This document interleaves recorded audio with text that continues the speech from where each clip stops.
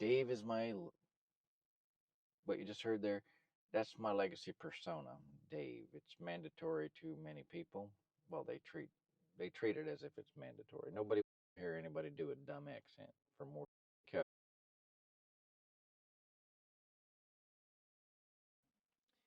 What am I? Years and years and years ago, decades ago, I said, well, what really am I? What are the main things of being me? Setting aside the face, setting aside the body, just, because I identify with it somewhat, but loosely so, more loosely than my mind, of course, my psyche. And consciousness to me is really the ground of being because of Descartes and many other reasons. So I know it's ridiculous. It's completely absurd. It's not convincing. You don't look British, not at all. You're pasty. There's never anybody there, and that's perfectly fine. It's a wonderful place to practice.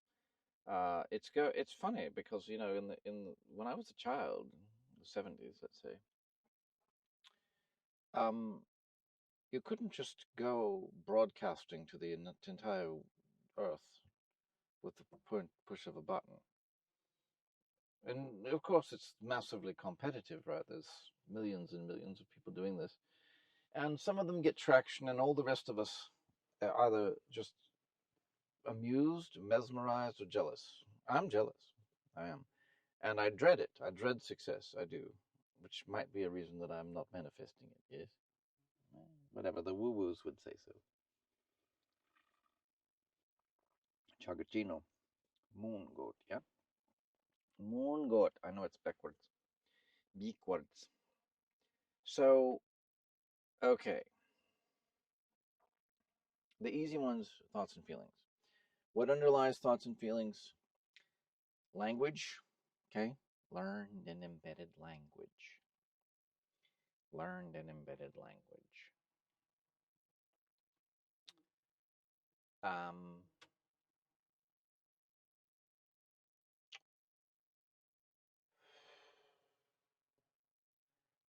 well, preferences and other tendencies, or tendencies including preferences. Okay. Um, thoughts, feelings, and physical bearing, including facial expression and posture and whatnot, gesture and all that. And these are, well, arguably your physical embodiment in total is uh, an aspect of physical bearing. If you want to get metaphysical about it and say, well, what's your posture in, ontological, whatever, manifestation? Well, if you're some sort of a pure energy being and you're hovering behind the scenes in the film, everything, everywhere, all at once, and it's like your Agent Smith from The Matrix, but not necessarily malicious, and you sort of linger in the background and you decide how you're going to come and show up. You're a god. How are you going to show up? Well, choice of body is, of course, the first choice of physical bearing, of posture, and of facial expression. It's like, if you're not going to shapeshift constantly to frighten the locals away, in other words, you're going stealth. You don't want them to immediately understand that you're utterly alien, some sort of god or some sort of xeno-dimensional being. Then you're going to want to disguise, right? And I'm just speaking extemporaneously. None of this is gospel. But you could be a car, you could be a tree, you could be a baboon, you could be a platypus if you want. Or you can be a human, you can be a hominid. Okay.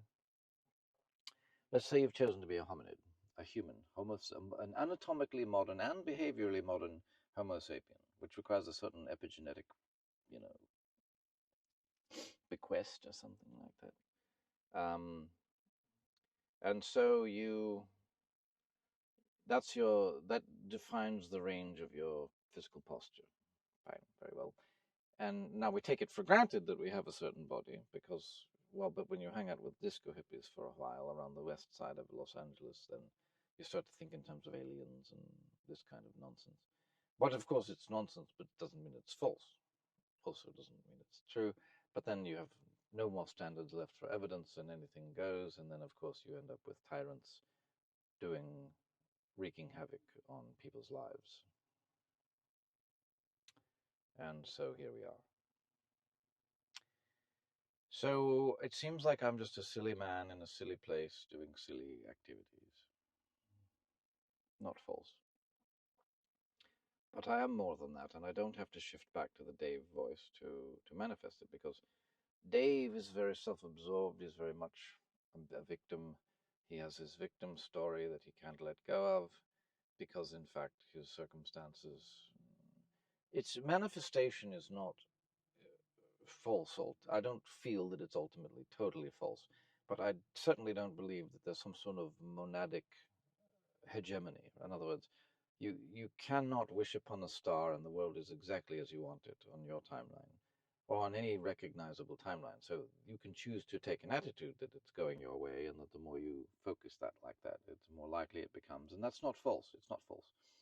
But there are extraneous powers, extraneous forces, some of them intentional, some of them evidently not. Physics. Gravity doesn't give a damn what you're wearing on your back. Well, we could quibble, of course. But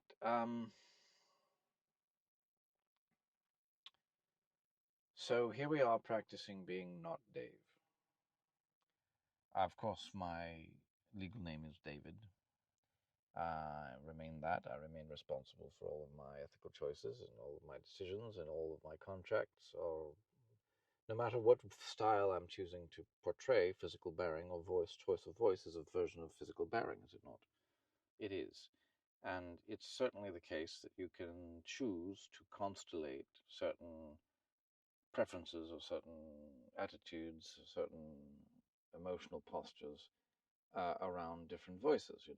So just my received influences tell me that a British accent is to do with erudition, refinement, artistry, because of Tolkien and Lewis and those fellows at the Burden Baby. I know that sounds like someone who's excluded.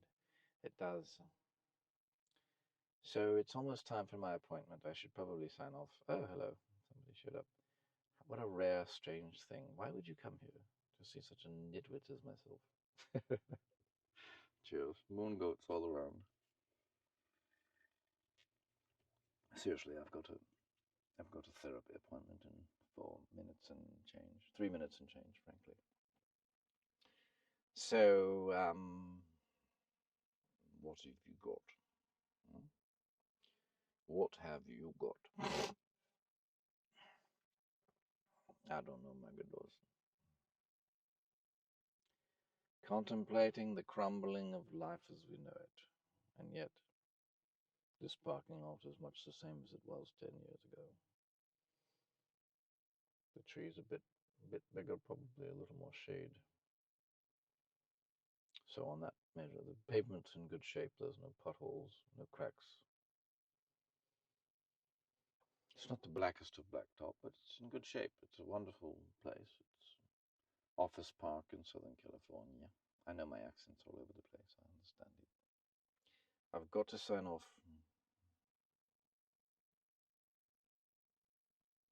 That's true. Now down to 2 minutes and change. Now what are we going to do? Ethos, logos, pitos, pathos, and thesos. Okay. Superego, ego, self on the shelf, id, and superid. The superid is not vampiric, but rather suffused with compassion, because that's the way I construe it. So it is self-interested, but with a decidedly multiguous version of selfhood. Right.